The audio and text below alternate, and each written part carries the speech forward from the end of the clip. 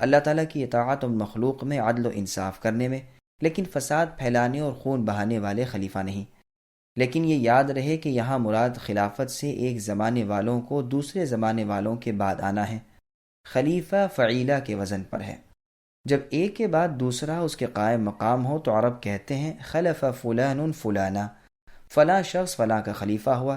جیسے قرآن کریم میں ہے کہ ہم ان کے بعد تمہیں زمین کا خلیفہ بنا کر دیکھتے ہیں کہ تم کیسے عمل کرتے ہو۔ اور اسی لیے سلطان اعظم کو خلیفہ کہتے ہیں، اس لیے کہ وہ اگلے بادشاہ کا جانشین ہوتا ہے۔ ابن اسحاق کہتے ہیں مراد یہ ہے کہ زمین کا ساکن، اس کی آبادی کرنے والا۔ چونکہ اللہ نے فرشتوں کو یہ معلوم کرایا تھا کہ اولاد آدم ایسے ایسے کام کرے گی تو انہوں نے یہ پوچھا، اور یہ بھی مروی ہے کہ جنات کے فساد پر انہوں نے بنی آدم کے فساد کو قیاس کر کے یہ سوال کیا۔ عبداللہ ابن عمر رضی اللہ عنہما سے روایت ہے آدم علیہ السلام سے 2000 سال پہلے سے جنات زمین میں آباد تھے۔ ابو العالیہ رحمۃ اللہ علیہ فرماتے ہیں کہ فرشتے بدھ کے دن پیدا کیے گئے اور جنات کو جمعرات کے دن پیدا کیا، اور جمعے کے دن آدم علیہ السلام پیدا ہوئے۔ حسن اور قتادہ رحمہم اللہ کا قول ہے کہ اللہ نے انہیں خبر دی تھی کہ ابن آدم ایسا ایسا کریں گے، اس بنا پر انہوں نے سوال کیا۔ ابو جعفر محمد ابن علی رحمۃ اللہ علیہ فرماتے ہیں کہ سجل نامی ایک فرشتہ ہے جس کے ساتھ ہاروت و ماروت تھے۔ اسے ہر روز 3 مرتبہ لوح محفوظ پر نظر ڈالنے کی اجازت تھی۔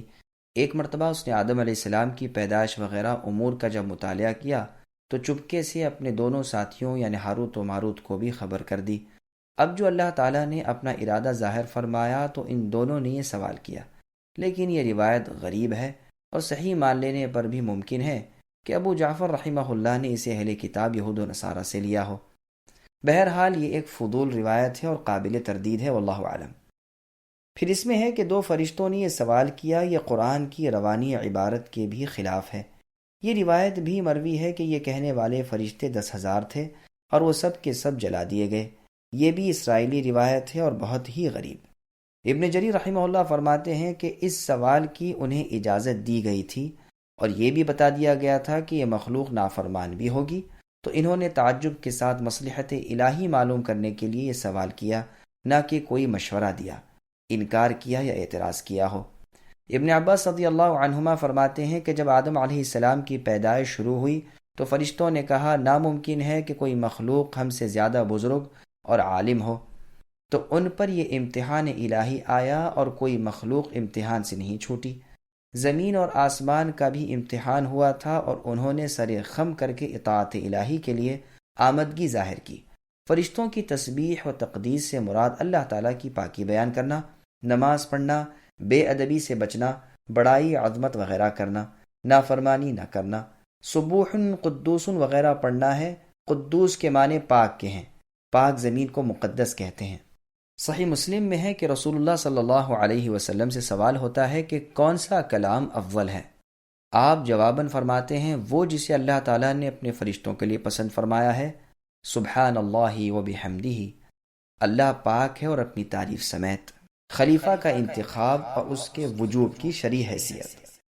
قرطبی وغیرہ نے اس آیت سے استدلال کیا کہ خلیفہ کا مقرر کرنا واجب ہے تاکہ وہ لوگوں کے اختلافات کا فیصلہ کرے، ان کے جھگڑے چکائے، مظلوم کا بدلہ ظالم سے لے، حدود قائم کرے، برائیوں کے کرنے سے لوگوں کو ڈانٹے ڈپٹے وغیرہ وغیرہ۔ وہ بڑے بڑے کام جو بغیر امام کے انجام نہیں پا سکتے، چونکہ یہ کام واجب ہیں اور یہ بغیر امام کے پورے نہیں ہو سکتے، اور جس چیز کے بغیر واجب پورا نہ ہو وہ بھی واجب ہو جاتی ہے، اس لیے خلیفہ کا مقرر کرنا واجب ثابت ہوا۔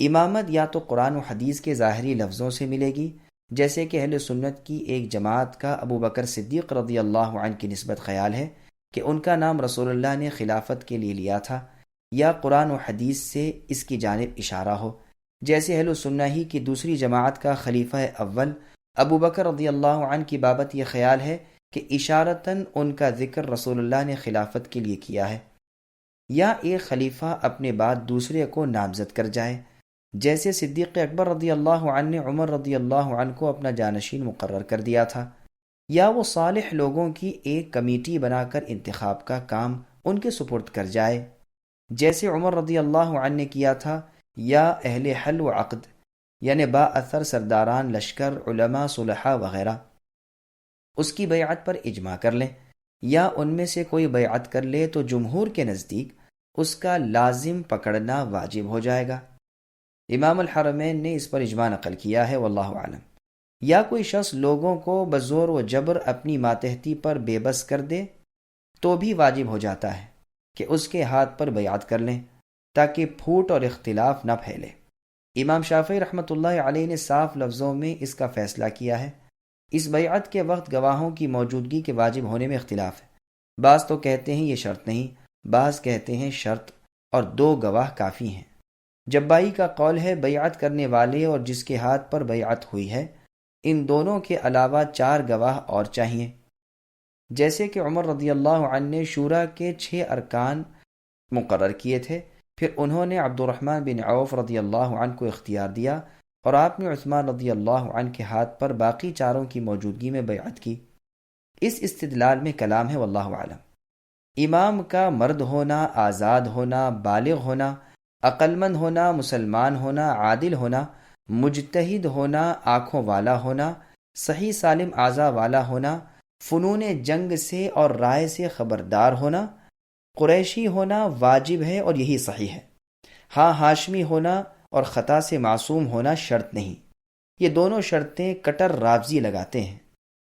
امام اگر فاسق ہو جائے تو اسے معزول کر دینا چاہیے یا نہیں، اس میں اختلاف ہے، اور صحیح بات یہ ہے کہ معزول نہ کیا جائے، کیونکہ حدیث میں آ چکا ہے کہ جب تک ایسا کھلا کفر نہ دیکھ لو جس کے کفر ہونے کی ظاہر دلیل اللہ کی طرف سے تمہارے پاس ہو، جیسا کہ یہ حدیث بخاری میں ہے۔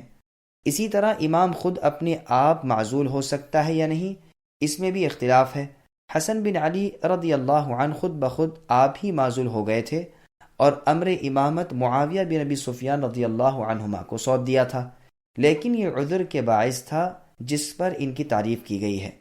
روئے زمین پر ایک سے زیادہ امام ایک وقت میں نہیں ہو سکتے۔ رسول اللہ کا فرمان ہے کہ جب تمہارا کام جمع ہو اور کوئی آ کر تم میں جدائی ڈالنی چاہے تو اسے قتل کر دو، خواہ وہ کوئی بھی ہو۔ یہ حدیث بھی مسلم اور ابو داؤد وغیرہ میں ہے۔ جمہور کا یہی مذہب ہے اور بہت سے بزرگوں نے اس پر اجماع نقل کیا ہے، جن میں سے ایک امام الحرمین ہے۔ کرامیہ یعنی شیعہ کا قول ہے کہ 2 اور زیادہ بھی ایک وقت میں امام ہو سکتے ہیں، جیسے کہ علی اور معاویہ رضی اللہ عنہما دونوں اطاعت کے لائق تھے۔ یہ گروہ کہتا ہے کہ جب ایک وقت میں 2 اور زیادہ نبیوں کا ہونا جائز ہے تو اماموں کا ہونا جائز کیوں نہ ہو؟ نبوت کا مرتبہ تو یقیناً امامت کے مرتبے سے بہت زیادہ ہے۔